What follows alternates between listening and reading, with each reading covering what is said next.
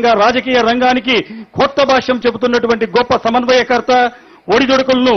వెరవక వాటిని అనుభవసారంగా మలుచుకుని Andhra Abraham Lincoln గా ముందుకు సాగే కోట్లాది అభిమానుల మహానాయకుడే మన నాయకుడైన పుస్తక జ్ఞానాన్ని నాయకత్వ పరిజ్ఞానంగా అన్వయించే గొప్ప యోగి, మన ప్రియతమ ఉప ముఖ్యమంత్రి వర్యులు మరియు పంచాయతీరాజ్, గ్రామీణాభివృద్ధి, గ్రామీణ నీటి సరఫరా, పర్యావరణ,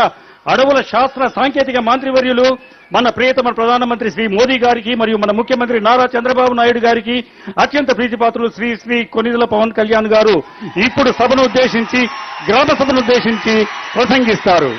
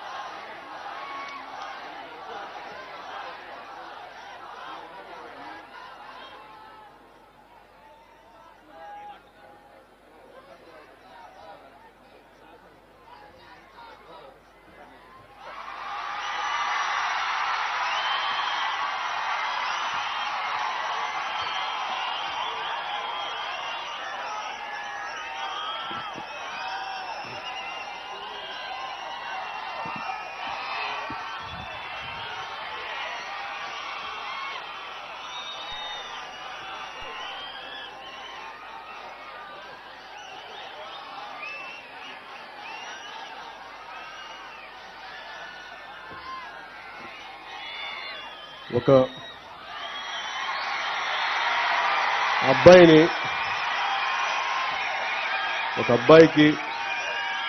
చదువు నేర్పిస్తే తను మాత్రం ఎదుగుతాడంట. అదే ఒక ఆడబిడ్డకి చదువు నేర్పిస్తే ఇల్లంతా మొత్తం దానికి అభివృద్ధి ఏర్పడుతుందని చెప్తారు. అలాగే ఇక్కడ మన సంయుక్త గారు సర్పంచ్కి ఎన్నికై ఇందాక మాట్లాడిన ఆడపడుచులు పగడాల వరలక్ష్మి గారు మాట్లాడినా, అక్కడ టీచర్ల గురించి ఉపాధ్యాయుని మాట్లాడినా, ఆడబిడ్డలు చదివితే కుటుంబం కాదు, గ్రామాలే కాదు, దేశం కూడా ముందుకెళ్తుందని చెప్పి ద్రౌపది ముర్ము గారు ఒక పంచాయతీ స్థాయి నుంచి పంచాయతీ సర్పంచ్కి ఎదిగి ఈ రోజున భారతదేశానికి రాష్ట్రపతిగా ఉన్నారు. అంటే ఒక స్త్రీ శక్తి ఎలా ఉంటుంది అనేది మనం ద్రౌపది ముర్ము గారి దగ్గర నుంచి ప్రెసిడెంట్ గారు, అలాగే మన సంయుక్త గారిని చూసి నేర్చుకోవాలి. నేను మనస్ఫూర్తిగా ఎందుకు మైసూరావారిపల్లికి వచ్చాను అని అనటానికి,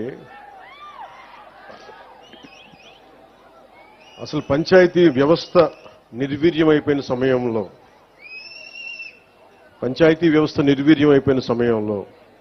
పంచాయతీ ఎన్నికలంటే భయపడే సమయంలో, గత ప్రభుత్వ సమయంలో రోడ్ల మీదకి రావడానికి కూడా చాలా అనుభవం నాయకులు కూడా భయపడే పరిస్థితిలో ఉండి, మిలిటరీలో పనిచేస్తున్న ఒక భర్తని రోడ్లు సరిగ్గా వేయక తన భర్తను కోల్పోయి గ్రామ